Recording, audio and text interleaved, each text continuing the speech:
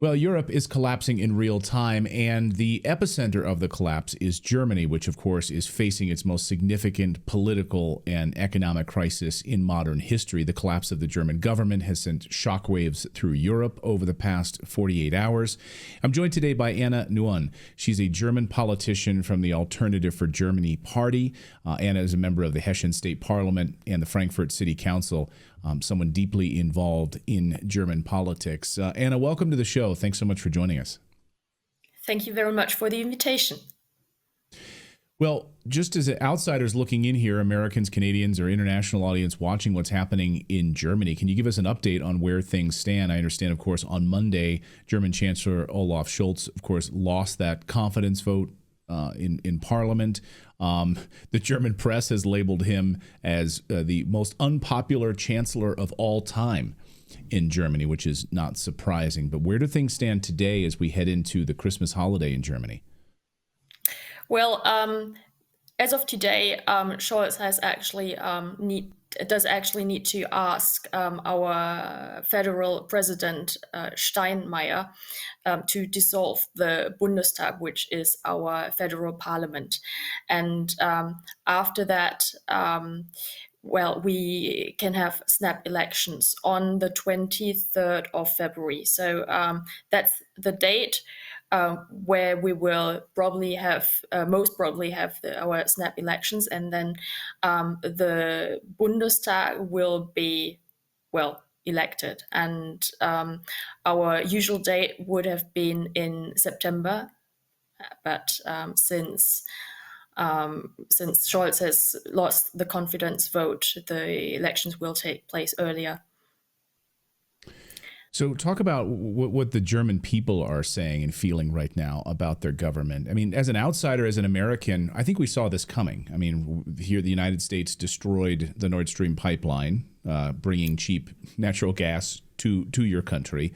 The support of the Ukraine war has been absolutely devastating for Germany.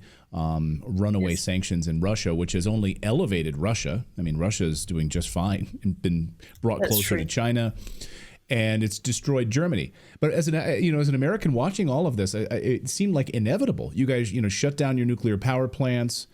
You supported these crazy sanctions in Russia. The Americans destroyed your Nord Stream pipeline, and now you have to buy the natural gas from the United States and other places at double the cost. Like, to me, it seemed inevitable. Did it seem that way to you?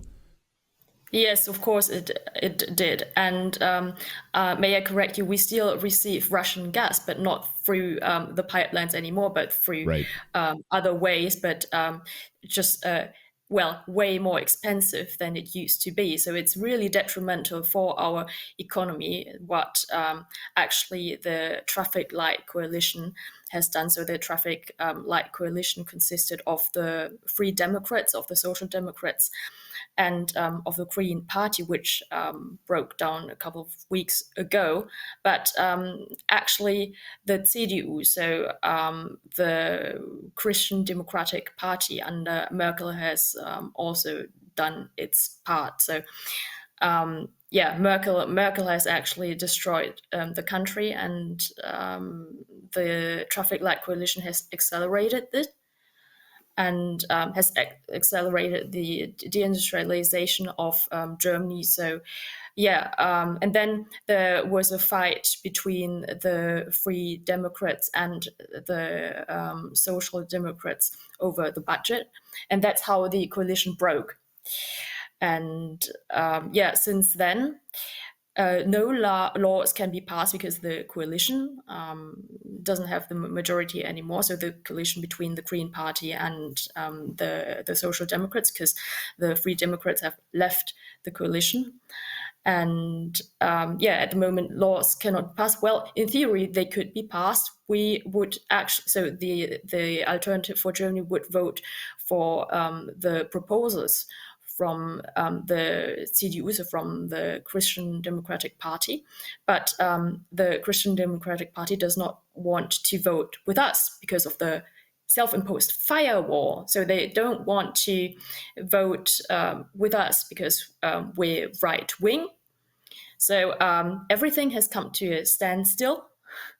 which is, of course, very, very bad for our economy and, well, for the whole country. Just how bad is it right now for Germans? You know, I was there. I was in Berlin with the farmers' protests, and you know, it was devastating. They just want to be able to put food on their table. They want to be able to provide for their families, and they see their government destroying their way of life in Germany. Germany, really the center of Europe in a lot of ways, industrialization, massive economy. It seems intentional, the destruction of Germany, doesn't it? Well, it might seem intentional, yeah, and we're actually in the second year of recession, and all the other European countries fare way better than us. And I've talked about the deindustrialization, so it's not just the farmers who suffer, but the whole economy. So the automobile industry, of course, because from 2035, combustion engines are forbidden. Our chemical industry is suffering because they don't receive cheap gas from Russia anymore, and a lot of other industries too. So, well, the backbones of under our industry of our economy are actually collapsing, and a lot of people are losing their jobs. And this is really, I think, the worst situation since World War II for us. Yeah, Wow. it's really, really bad. And What obviously, we also have an energy crisis. So energy prices are the highest all over the world due to you've said it already, due to us having shut down our nuclear plants, and yeah, it's really bad. how do you turn this around? I mean, how can Germany turn this around? I mean, you know, I mean, I'm not in power there, but it would seem to me that these crazy regulations, the stopping of combustion engines, and the green energy policies would be something that maybe on day one you could get rid of. Throw those out as quickly as you possibly could Yeah. to try to at least stop the bleeding. And yeah, that's what only the alternative for Germany wants to do. So only us want to reform or even leave the EU. We want to get the power back to the countries, so to the sovereign countries, because at the moment, over 80% of the laws are being made in Brussels, not in Berlin or in the Länder, but as I said, in Brussels. And this is really bad for us. We need our power back, and well, we have a lot of initiatives to help Germany, but to be honest, we cannot save even the alternative for Germany cannot save the country within 4 years, because a lot has been destroyed. So obviously, we want to reactivate the nuclear plants, which can be reactivated. We want to build new nuclear plants. We want to repair Nord Stream, and we want to receive cheap gas from Russia. We want to stop illegal migration. We want to close our borders. We want to deport all the illegal migrants and all the criminals also. And we want to lower taxes, because the taxes here are very, very high. Yes. And which makes, well, the workforce here very expensive for the industries. We want to keep our industries here in the country, and we also want to keep the workforce here, because at the moment, highly skilled people actually leave Germany because they earn better money somewhere else, or they have to you don't have to pay high taxes somewhere else, like in Switzerland or in the US. So well, they have a better life somewhere else than here, and we need to really turn this around. And actually, we want to do what Milei has done, not to such an extent, In maybe, Argentina. but In Argentina. yeah, right. But yeah, we need to really take drastic measures in order to help our country. Well, if I was there, I would vote for you. We've also seen. I mean, it's a lot of what has happened in the United States. You know, a massive wave highlighting the very things that you talked about: sensible energy policies, lowering taxes, getting rid of these crazy regulations which hamstring businesses, closing the border. It sounds very familiar to what just happened in the United States of America. Where are the German people on that sentiment right now? Are a large portion of them still brainwashed by the German media, or have they awakened? Have they awakened to your position? A lot of people have awakened, and you can see it in the polls. So we fare very well in the polls. We're in second place after the CDU, so the Christian Democratic Party. But the thing is that many people still think that the CDU might change things, although they have actually started to destroy this country.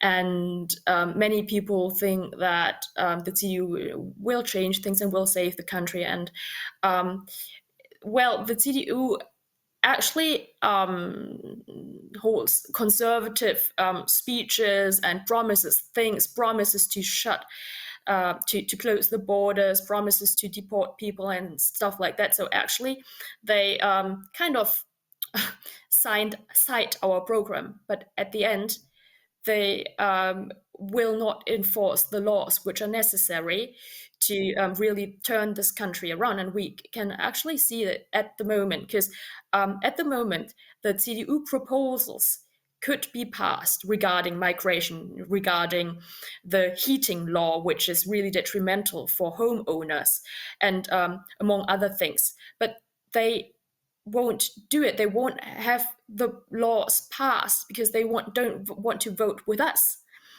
And when Merz is in power, so the candidate for chancellor from the CDU, he will form a coalition with either the Green Party or the Social Democrats, and nothing will change. And the thing is that many citizens have forgotten what the CDU has done and are still brainwashed by the media. As you said, they believe that we're like, I don't know, Nazis or whatever. So yeah, I know they love that.